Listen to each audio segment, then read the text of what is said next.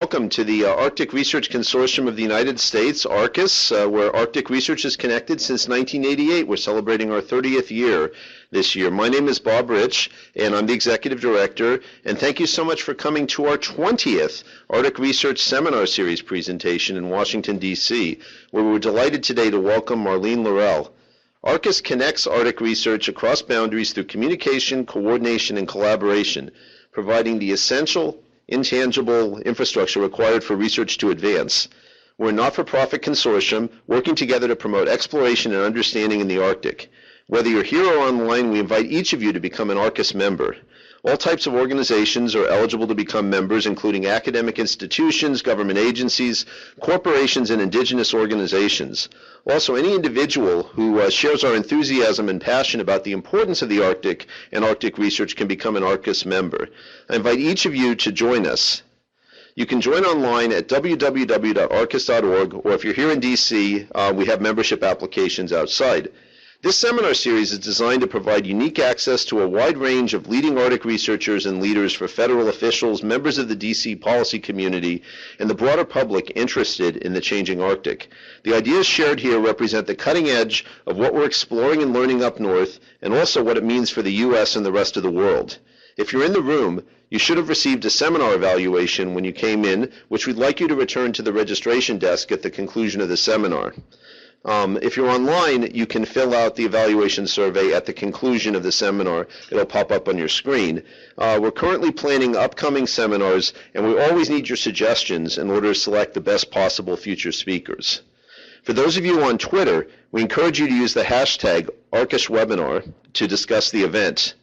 Now, we're currently joined here today by more than 172 registered participants in at least 13 U.S. states and in Canada, Iceland, the Netherlands, Norway, Russia, Switzerland, and the UK.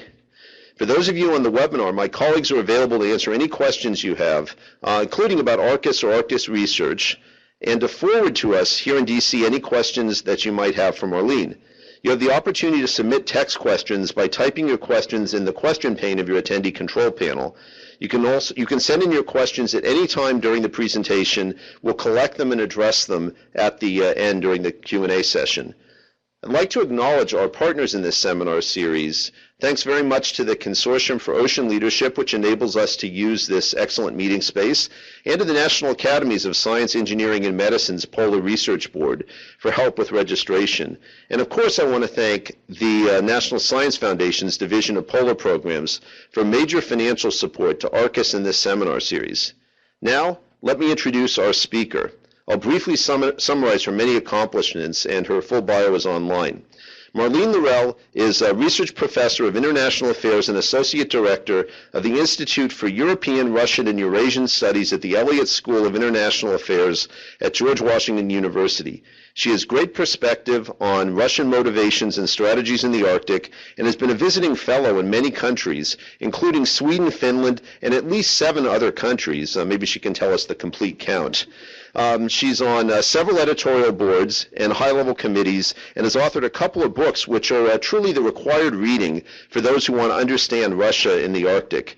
Please join me in welcoming to the ARCUS DC Arctic Research Seminar Series Marlene Laruelle, who's going to tell us about Russia's Arctic ambitions, domestic factors, and foreign policy strategies.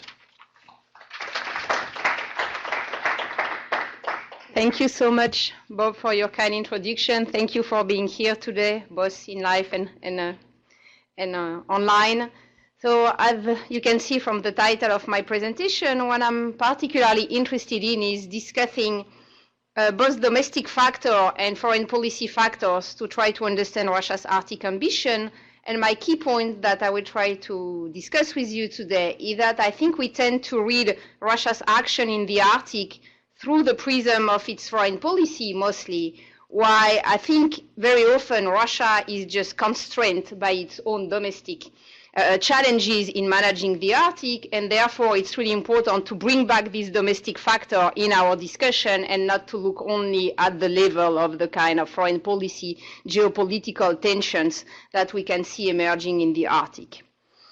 So let's begin first by looking at Russia's Arctic priorities. I would define them as being 3. First, resources, of course, very important, as you know, for Russia to be able to secure access to energy resources in the Arctic and subarctic regions, both for Gazprom and Rosneft. That's just a question of life or death, more or less, for many of their projects. The second one, which I think tend to be underestimated a lot in the Western perceptions of Russia's Arctic policies, is the very important element that the state really wants to keep a kind of territorial unity and really work on regaining control over region, territories, demographic trends, and really be able to kind of find a way to relaunch a kind of state-funded industrial revival in the Arctic region. And I think that's a key trend that is really explaining a lot of Russia's policy in the region. I will come back on that later. And the third one is, of course, the question of status. It's very important for Russia to play on the prestige of being an international power, very important to have branding issues related to the Arctic for Russia. So as you can see, over the three Arctic priorities, two are mostly domestic and only one is really more a foreign policy one. And I will come back on them and try to articulate them better. If we look at Russia's positioning on the Arctic international scene, that's quite interesting because it's in fact a quite complex one. Russia can be both an active and a kind of conservative power on the Arctic international scene. It's a proactive player on several aspects. It's a quite active member of the Arctic Council, the Barents Euro-Arctic Council, and several other multilateral institutions. It has played, as you may know, a key role in the Search and Rescue Agreement of 2011. It has been, of course, the first to claim continental shelf. I will not go back on that, but we can do that during the discussion if you have some question. The only elements on which Russia is not a very active player is elements related to environment and indigenous claims. Indigenous claim, it's quite understandable from the Russian perspective, having only 5% of its Arctic population being indigenous. Russia considers that it's a kind of Western-centric perspective on the Arctic that Moscow doesn't really share. And in terms of environment issues, Russia tends to consider that everything related to environment is a kind of hampering Russia's industrial revival, and they try to be very kind of going slowly on these issues. But on many other aspects, Russia is also a kind of statu quo power. It's of course not in favor of having new multilateral forum, especially not having anything related to NATO in the region for obvious geopolitical reason. It's not very much in favor of having new members participating in Arctic discussion, and that was especially the case with Asian country and with China. We will come back later a little bit on the Russia-China relations in the Arctic, which is quite an important, growing one. What has been, of course, one of the key elements discussed publicly in the West, especially in Russia too, is this kind of increased concerns for the securitization or even the remilitarization of the Arctic. These trends really began appearing like 10 years ago in the mid-2000s, but they really became more visible since, I would say, 2012, 13, 14 until now. And of course, a lot of issues are in fact not related to the Arctic itself, but to the general geopolitical situation between the West and Russia. So I have listed several elements here that are showing you the general trend of the remilitarization of the Arctic. Russia has been really working hard, investing money in remilitarization of its Arctic coast, also of Novaya Zemlya and Franz Josef Lands. The 2014 military doctrine is the first one to be so explicitly mentioning the Arctic among the main priority for the Russia's armed force. And then there have been several other elements going on, especially in the Barents Sea region. We know that Russia has been testing new nuclear underwater torpedo. It has been installing its new missile complex in the Barents Sea region. It has been constructing a storage for new missiles and submarines, and it seems it has been also developing some strategies to try to look more closely at the undersea data cables that the West is having, that many Western countries are having in the region. And then the last element is that it has been reviving its flight of strategic bombers all over the region.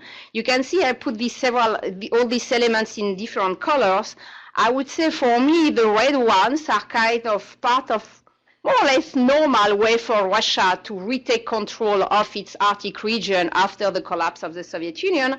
And I would say it's really important to understand how much in Russia's condition it's very often the army or the security services that are performing a lot of activities that in many other countries will be done by civilian services.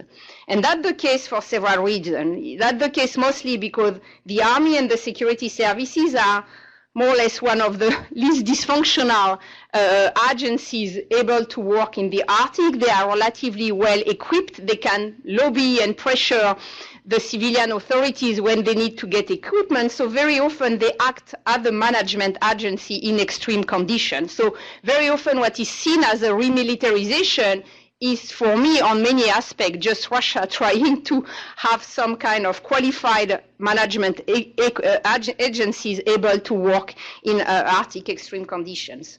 The blue element, I think, are in fact spillover of the general deterioration of the US-Russia relationship globally in the Ukrainian crisis and their impact, especially in the Barents Sea, which is the most sensitive, the one where NATO country and Russia are the closest, and the where Russia is having a large part of the Northern Fleet and its nuclear equipment located. And then the black one are the ones that I think are the most risky in terms of having a kind of uncontrolled escalation of tension or some misinterpretation that could be really dangerous. It's very normal in many cases for Russia's aviation to fly over some of the Baltic Sea, Barents Sea water, but as you may know, there have been also kind of relatively aggressive strategic bombers encounters around several Scandinavian countries, and that's always where you could imagine that if something happened, that would be very difficult to de-escalate the tension that will be created there. I have several maps that show you some of this remilitarization of the Arctic, and as you can see, very often when it's written like airbase schedule for modernization, I don't really see that only as the remilitarization issue. I see that as a kind of normal activities for a state to be able to update very old and outdated infrastructure just to be able to have planes flying in this very remote region. We have two maps here showing the different both military bases and rescue center that Russia has been trying to update, both for or relaunch, both for the western part of the Arctic and from the eastern part. That may seem quite dense, but of course the distance being huge and the condition being extreme, it's not so much. And very often for the data we have, the teams that are sent there to kind of relaunch this rescue or military bases, it's like 50 to 100 people. So it's quite small team, and the real issue is just to know if they are quite well equipped to manage the challenges. And of course the key challenges in the region are not so much pure kind of risk of military conflict, but mostly non-conventional security aspect. Because the Northern Sea route is growing, because there is a risk of environmental disaster, because of the search and rescue system, because of the Trans-Arctic air corridor, it's really important for Russia to feel that it is in control of its own territory. And so both the FSB, so the security services, and the Ministry of Emergency Situation have been given since a few years some money to reopen or create new rescue centers that are able to function all year round and that are quite well equipped. I visited the Ministry of Emergency Situation Arctic Center in Dudinka, and I can tell you their everyday job is just to manage everyday small drama happening in the region, like how to take care of electric cables if they are no more functioning and you are in the middle of the winter, how to take care of a truck being blocked somewhere on the road and there is no way to go and rescue the person. So it's really, they work really like emergency situation and nothing very militarized as we could imagine. Another important element, it's also all the kind of technological improvement that Russia has been doing this last few years that are now, I think, a good element for the securitization in the Arctic, in the sense of having a full kind of at least overview by satellite of the country, having the GLONASS system, so the local Russian GPS system, being more or less functional, and trying to develop radar monitoring. So a lot of things that are very important for both the Russian state, but also for all the foreign actors who could be involved in the region. And of course, all that is linked to the northern sea route issues. As you may know, it has been really something important for Russia since the last decade, and there has been a law passed in 2012 to try to channel the way international vessels will be using the road. What I think is to me very important is that it's really critical to understand that, in fact, Russia needs a lot of international vessels to collect fees. And these fees are needed because Russia itself cannot really pay or invest the money that is needed for the renovation of all the port infrastructure. It's extremely costly, and Russia would be, of course, interested in having international vessels also paying their part. But very clearly, if you look at the current information we have, only a very few routes are kind of who could possibly develop. So the main traffic route is really on the western side. It's between the Barents Sea and Taimyr, while all the eastern side is relatively quite empty, with only some ships crossing it every summer. So honestly, except some Chinese, South Korean, Japanese mineral firms interested in testing the routes, and some Scandinavian one, probably destinational traffic will never be very important.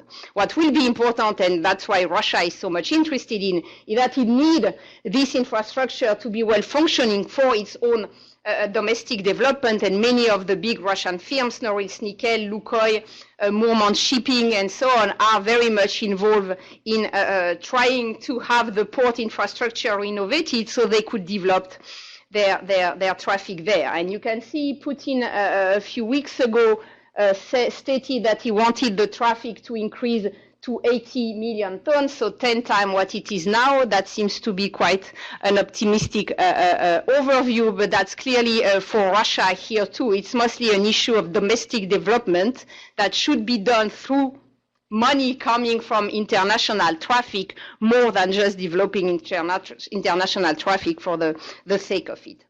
So I think all that brings me now to kind of looking at what I think are the real drivers that shapes Russia's policy, which are the domestic challenges. And that's something also to put into consideration is to look at the number that Russia is really investing in its economic and social development for the Arctic region. As always, there were several kind of grant declaration by Putin and several other officials about the large amount of money they will be putting in the region. It seems that with the data that have been released from the Russian side, it's less than $200 million invested for a decade. It's quite a small amount given what has to be done in the region, and that's why also you understand how much this amount is small, which means that regions that really want to try to get more money for their equipment and infrastructure will rely on everything related to the security services and the army, which are channeled through another budget to try to get more money coming and having some infrastructure that will look like they are done for the military, but on many aspects they will just play a role of being used for the general development of the region, because without this kind of remilitarization aspect, the budget for developing Russia's Arctic is quite small, given the fact that many of these regions are really still in a deep crisis. So what are these key domestic challenges that Russia has to face in the Arctic? Well, first, of course, it's the ability to exploit new resources. And that's quite interesting to see the number. When I was preparing, I was looking at the number of Gazprom production. And even if we have this general narrative in the West, which is true, of course, that the Russian economy is not going so well, and it has been also impacted by the Western sanctions, still for Gazprom, it was quite a good year, and 2017 show a kind of record in natural gas export, mostly through fields that are based in Arctic or subarctic regions. And as you may know, Gazprom is really kind of betting on its future of through the development of the Yamal center, which will be in the years to come really a key element of Gazprom energy portfolio. The big issues for Russia is that now with the Western sanction, as you may know, many of its high-tech technology that was needed to exploit Arctic fields have been blocked, and that's very important for Russia. That's probably one of the only elements where we know exactly the impact that the Western sanction had and how it's kind of slowed down several of Russia's Arctic oil and gas projects. And it's also very important for Russia to try to find other foreign direct investment, and it seems more or less only China is the one available on the market, which is both a good news for Russia because it's allow it to avoid the Western sanction, but it's also create a lot of new order discussion about the degree to which Russia wants China to be involved in its Arctic region. So that's one of the key challenges that is really driving a lot of Russia's policy, is to be sure that both Gazprom and Rosneft and all the other energy actors involved in the Arctic can quite more or less be able to function. The other one, as mentioned, is to try to keep the territory of Russia and all this kind of northern Siberian landmass more or less functional, and that's quite challenging. If you look at the map of the railway, if you look at the states of both roads and sometimes railways in Russia's Arctic, you can see how transportation is a critical element that is really hampering economic development on many aspects.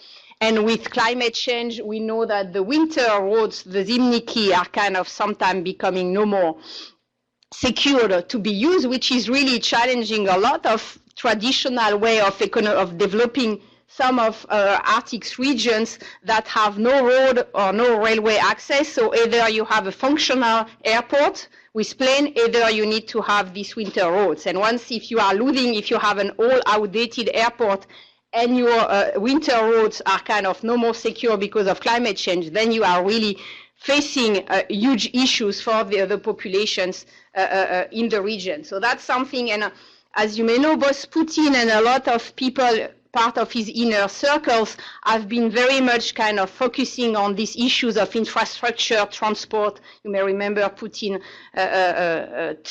crossing Siberia on a ladder to try to show how much roads have been improved under his presidency. So it's really something where there is a lot of, the Russian leadership is really trying to put a lot of energy and at least some visibilities to show how much they try to rebuild the infrastructure that got outdated after the collapse of the Soviet Union.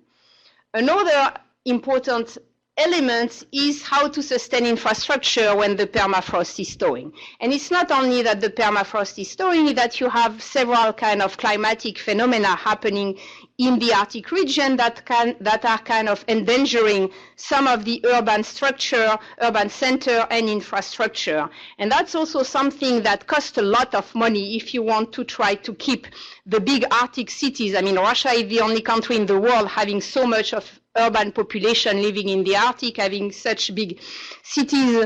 Just remember Norilsk, the biggest city built on permafrost, almost 200,000 people, now or less. It's a lot of management and a lot of money if you want to be able to offer livable condition to the population that is living there. And so for Russia, it's very much for the Russian leadership, when they are thinking about the Arctic, they are thinking about energy and about road and about this in kind of very technical aspect of what it means to be an Arctic power. That the map of the change of temperature in the Arctic, you can see some regions are kind of more sensitive to climate change than some others, but they are more complex phenomenon than just climate change, because in fact all these urban centers that have been built on permafrost are also creating kind of heat islands. So even if there is no per se climate change, something happening, it's just very difficult to maintain kind of so much concrete buildings on the permafrost. So all that is really an important challenge for Russia. And it's even more because we tend to see the Russia's Arctic as a depopulating region since the collapse of the Soviet Union, and on many aspects it is still a depopulating region. But at the same time, we have this kind of contradictory reverse phenomena of having a population boom in some region of the Arctic.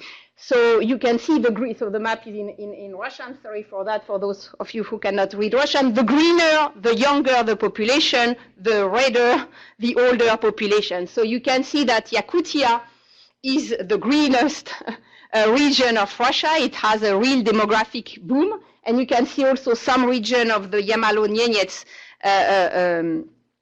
district are also growing. It can be both local demography. It can also be a lot of labor migration because all these new oil and gas cities are attracting a lot of people. So you have this kind of paradoxical phenomenon of some cities still dying and losing their population, but some others having suddenly to manage a kind of arrival of new population with all their needs and everything that means in terms of labor market and of offering livable condition to the population, having school functioning all year round and so on. So all this logistic of everyday life in the Arctic, and it's still several millions of people living in Russia's Arctic or subarctic regions, it's quite challenging, and it's also a key element, I think, that explains why Russia needs so much to try to revive its kind of control in the sense of infrastructural control over the Arctic more than just a pure remilitarization. So some concluding remarks, so then we can after open the floor for discussion. I think when we look at Russia's Arctic ambition in terms of its foreign policy, I think it's really important to realize that very often what is happening now when we see elements that we consider dangerous or deteriorating the state of the international context in the Arctic, it's very much spillovers from the current US-Russia tensions that are happening somewhere else in the world. Ukraine, the Baltic Sea, well, the relationship to NATO. It's not per se issues in the Arctic happening. It's spillover because, and you may remember in 2014, at the beginning of the Ukrainian crisis, there were a lot of discussion on how much Arctic cooperation will be able to avoid being kind of spilled over by what was happening in Ukraine, and a lot of people express hope that the Arctic will be kind of segregated region, maintaining the US-Russia cooperation, or more globally the Western-Russia cooperation. It has been partly right and partly false, and clearly in terms of resecuritization trends, the Arctic hasn't been able to kind of avoid the deterioration of the global Russia-Western tension, and so we see this spillover effect in the region.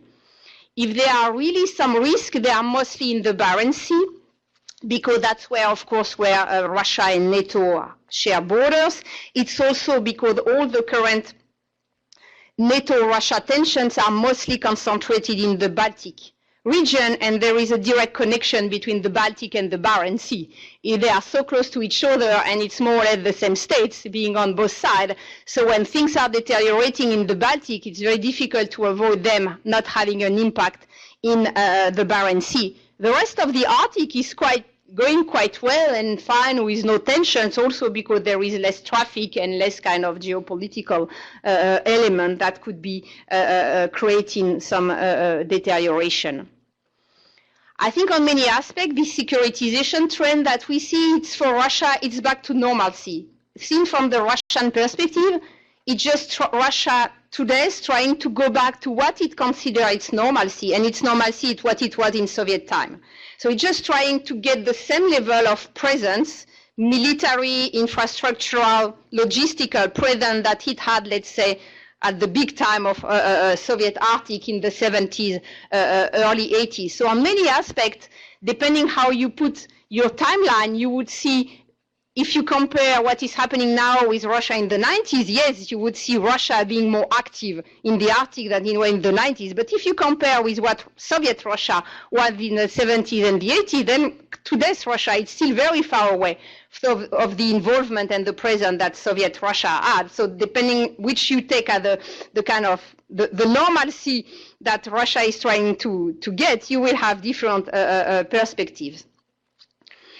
on many aspects, and that's also something I think quite important to understand, is that the connection between business and politics in Russia, and especially between state enterprise and the political elites, is so tight, and the two worlds are so close that on many aspects, when Russia is relaunching its military-industrial complex, we should be thinking not only on the military aspect, but on the industrial one.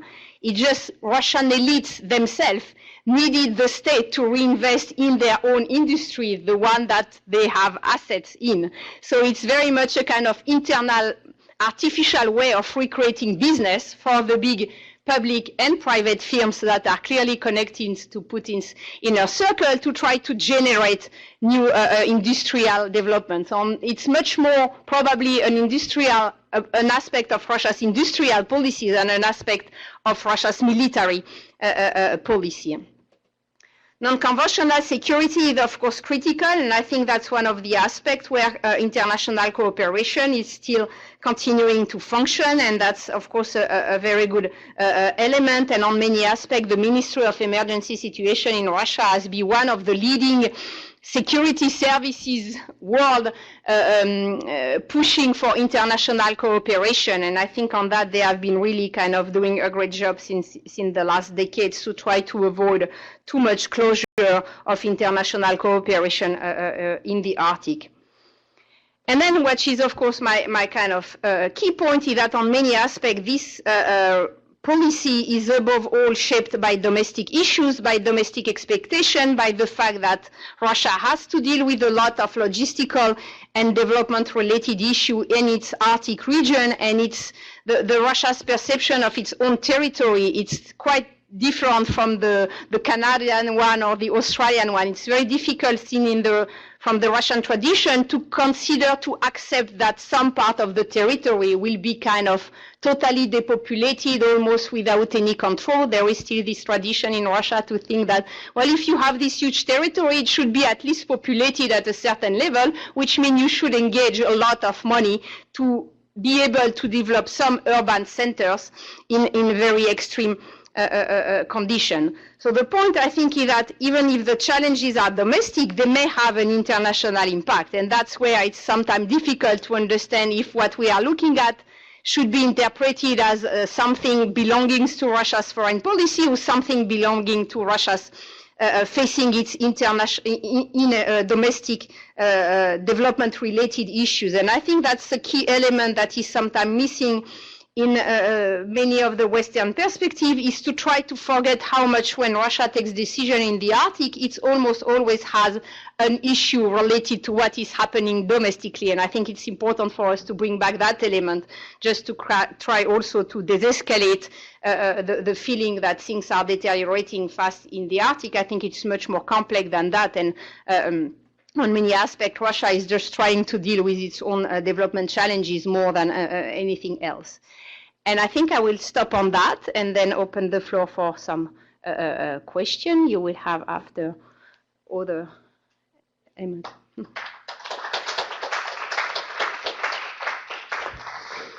So we have many questions online, and I would encourage people online to continue to type your questions into the chat box, and we also can take questions in the room. Let me start with one online, though. There's a question from Nina Feldman that says, you mentioned the expansion of the Northern Sea routes and how Russia needs to advance its infrastructure. The question is, how do you do this, or how do you think about climate change will affect the relations between Russia and the U.S.? Do you think it will promote international cooperation or create more of a divide? Following up from that question, do you think Russia will shift its focus from infrastructure and economic betterment to more environmental and sustainable development? There are several questions in one question. I don't think Russia will shift. Let me begin by the end. I'm not sure Russia will shift its development strategy toward a more kind of environmental oriented one, because for Russia it's considered as just a question of economic survival, and that will always be the priority. Russia, I mean, some of the Russian firms, those who are the most kind of internationalized, are trying to improve their environmental footprints because they also know it's part of the general kind of perception of how Russian economy is doing, but clearly Russia will always give priority to its economic development and will therefore kind of be relatively reluctant in taking too much commitment toward environment. On the issue of the Northern Sea route, I think on many aspects, Russia is too optimistic for what it will be probably developing in the forthcoming year, but Russia has no other choice because it needs this route to function for its own domestic production, and therefore the more in a sense he can get the route internationalized, the more he will be able to collect money, the more he will be able to fund its own development. So that's a way where in a sense Russia is pushed for to international cooperation because it needs this money to arrive. All right, Caitlin? Marlene, I really agree with you on this. But there's one thing that's puzzled me recently, and that's Russia has been expanding their national parks in the Arctic. They've been conducting cleanup operations on Novaya Zemlya and the Franz Joseph Islands. And looking at this as a security and economic issue, I can't explain why they're doing that. I don't know whether that's a personal interest of some of the leaders or an idea that tourism will be a big moneymaker. I'd just like to know, I'm missing something of their calculation. I wondered if you had any insight into that. Yes, so Russia is trying to push for Arctic tourism, for sure, and they have more and more kind of ships made available for Arctic tourism because that's also a good both money issue and also branding issues, and they are very sensitive to that.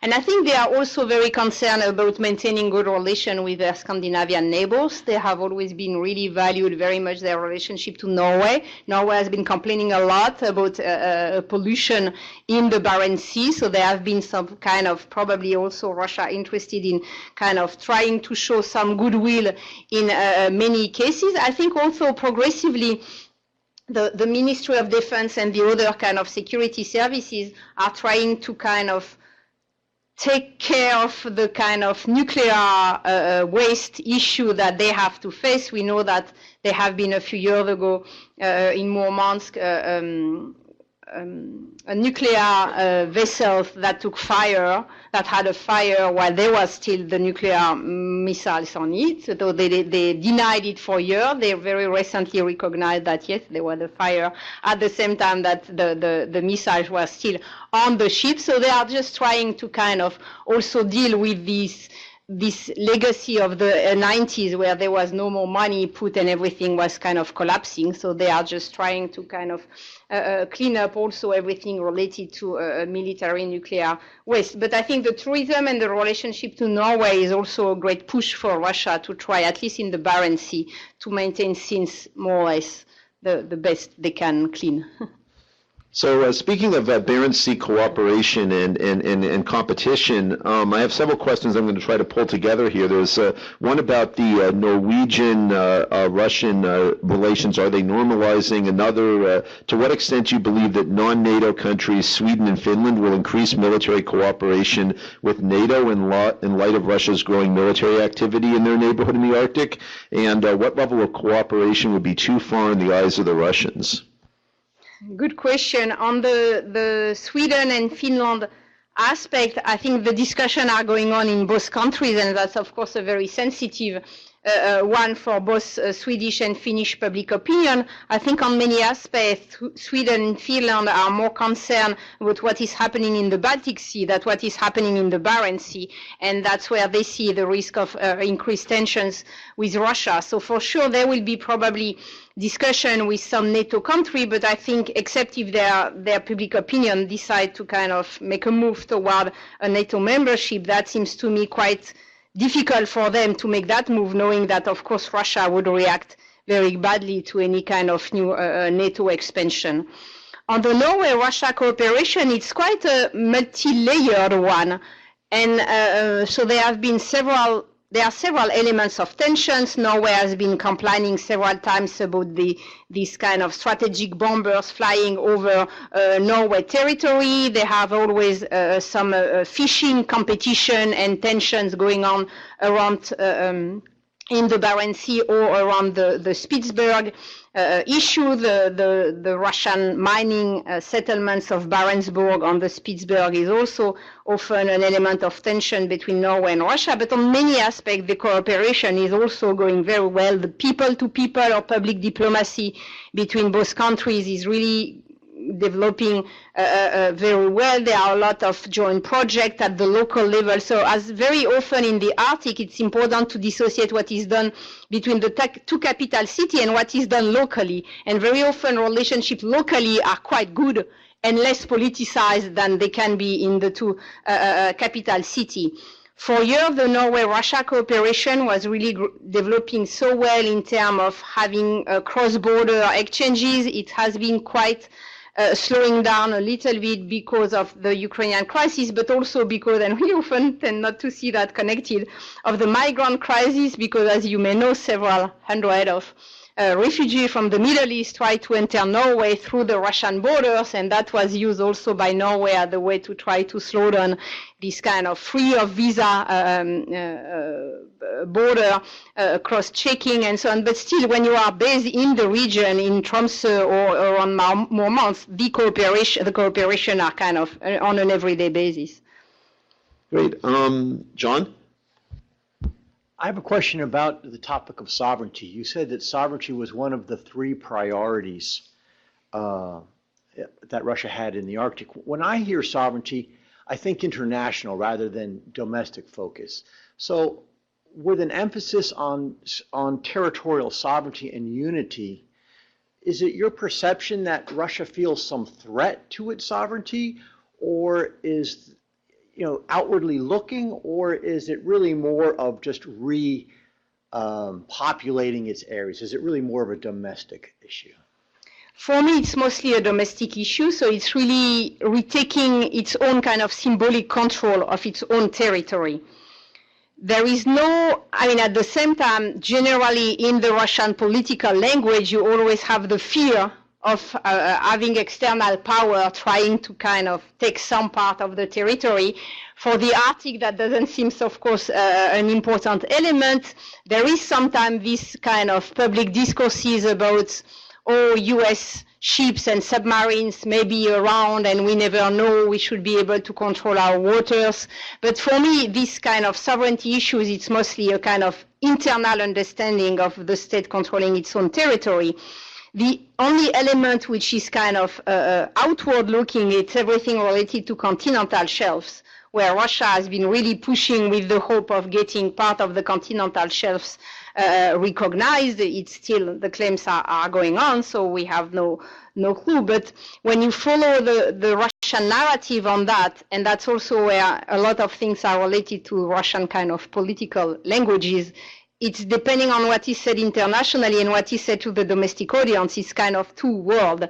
And very often, even if Russia is perfectly following the rules for making claims to continental shelf, the domestic narrative is very much about, if we are refused the continental shelf we claimed, then we will interpret it as a kind of geopolitical, politicized decision against us because we have the right to this territory. So, of course, if Russia gets denied some of its continental shelf, I don't know if they will just go with it and just have some nationalist activating that at home, but with no consequences, or if they would try to do something to take it by force. At the same time, I think the Russian economy being what it is now, they cannot really afford any more kind of big kind of, expansionist move in the Arctic is so costly, and the price to pay geopolitically is so high.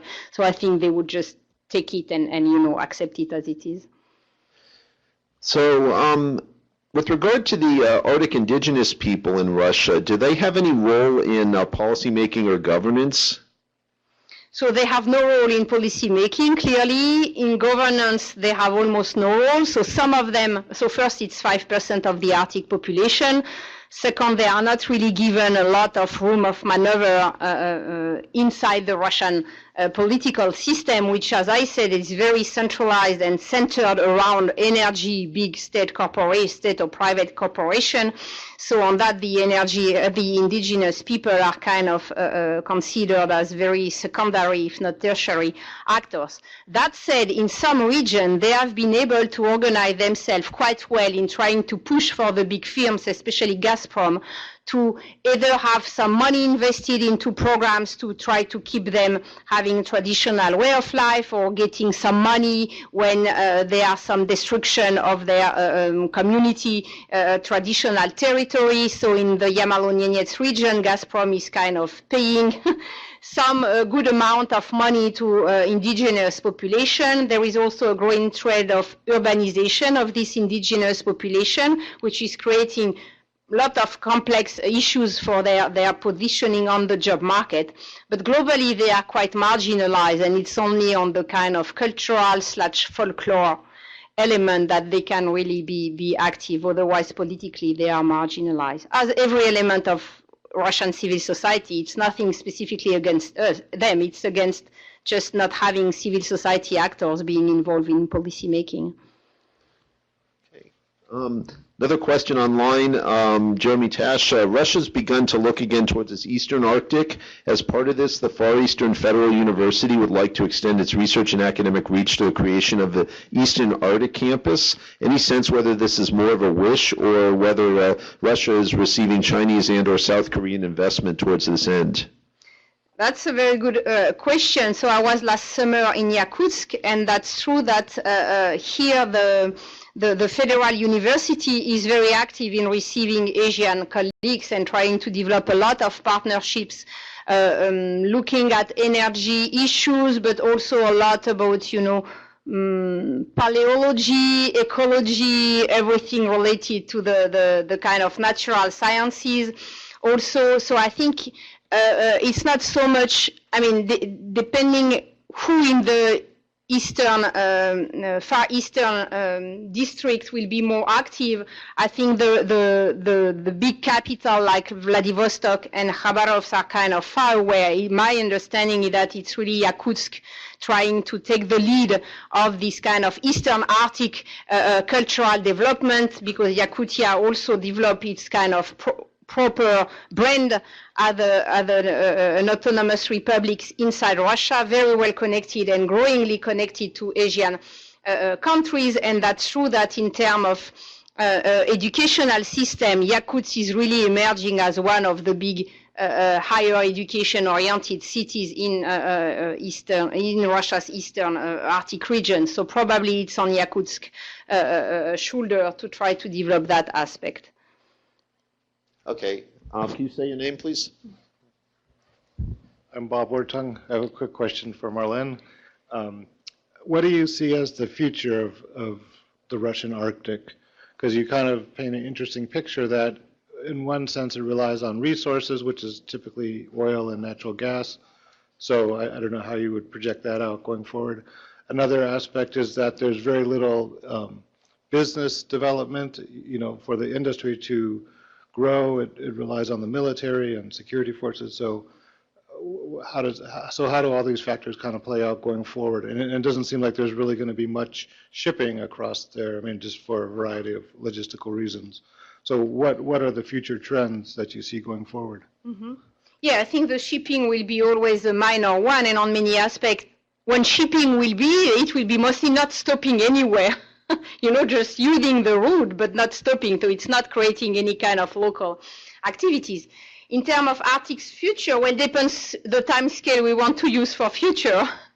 Of course, I think for the few decades to come, like 10, 20 years, I think Russia will continue as it is, trying to have oil and gas mineral developments going on, because there is no way they can imagine another kind of future for themselves, so they will just continue. But of course, the more they move, the more even if technologies are improving, the more it's become difficult and challenging to exploit that, also because the world market in terms of energy is changing, so it's less and less interesting, at least for the moment, to exploit fields that are so costly.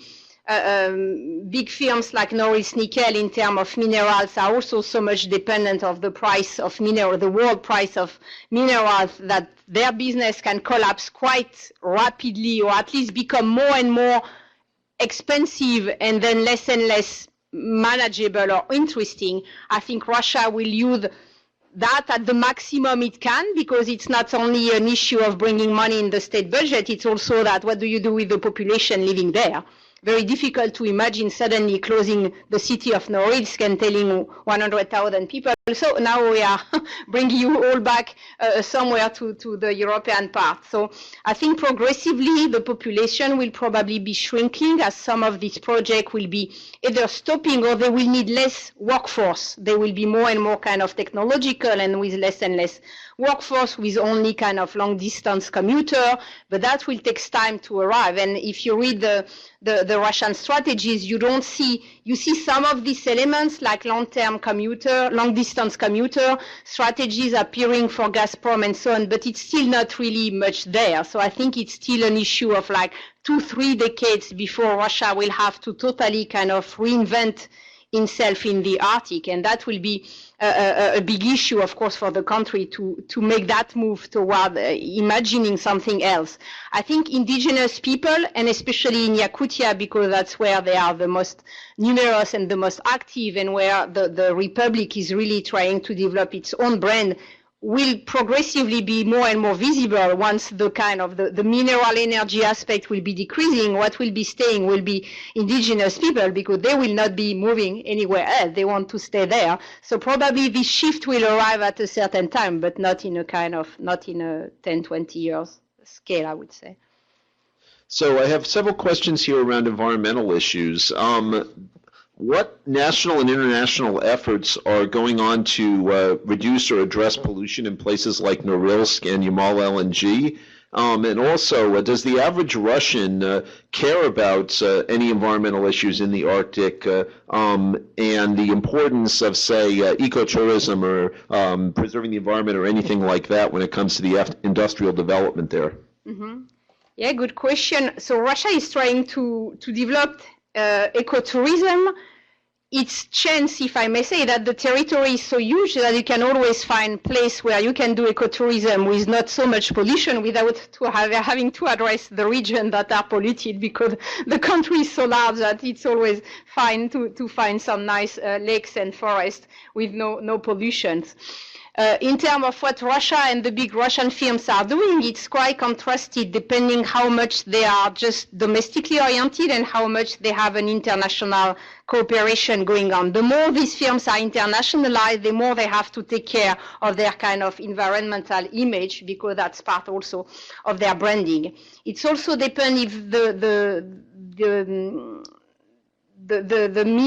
mineral or energy exploitation going on is a new or old one. It's quite easy for Gazprom, now that they are building the Yamal energy complex, to try to be more or less energy environmental respectful of environment, because they are bringing new technologies and new material that are already more or less kind of taking care of this issue, trying to have a minimal footprints, minimal really being in quotation marks, a footprint on the region. At the same time, there are a lot of mismanagement, environmental mismanagement going on in the Yamal Peninsula. For firms like Norilsk, it's much more complicated because the big plants are already there, and it's very difficult. It's more costly to try to renovate and make it environmental compliant, an old firm, than to just close it and have a new one.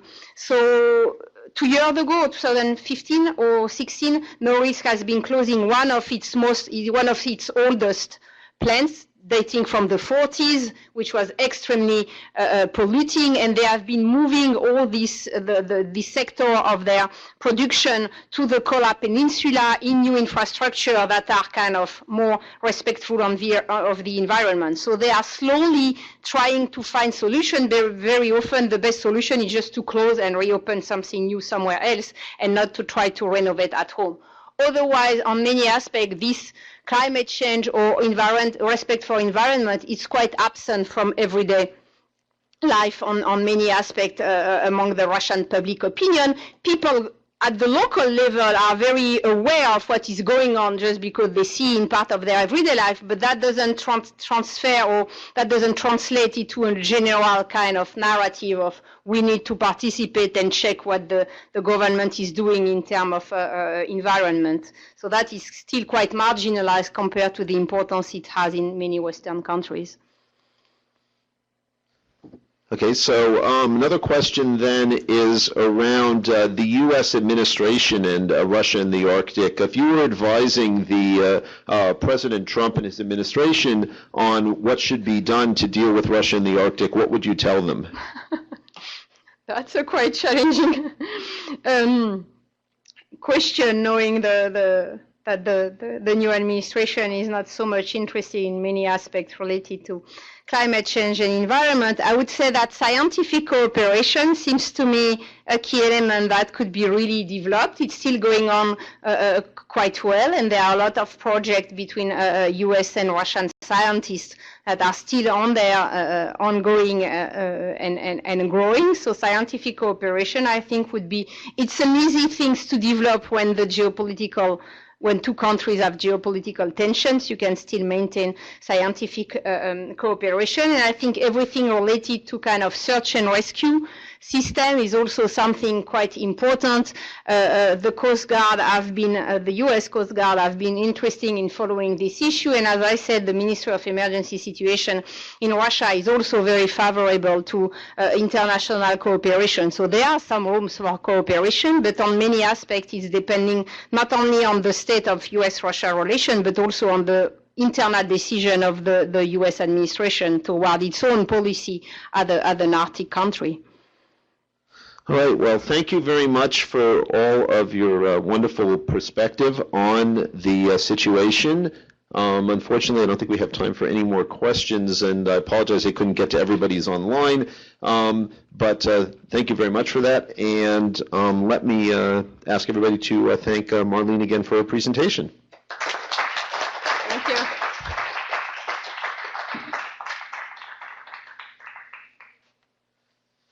So to conclude then, I just wanted to thank you all for coming to the seminar today.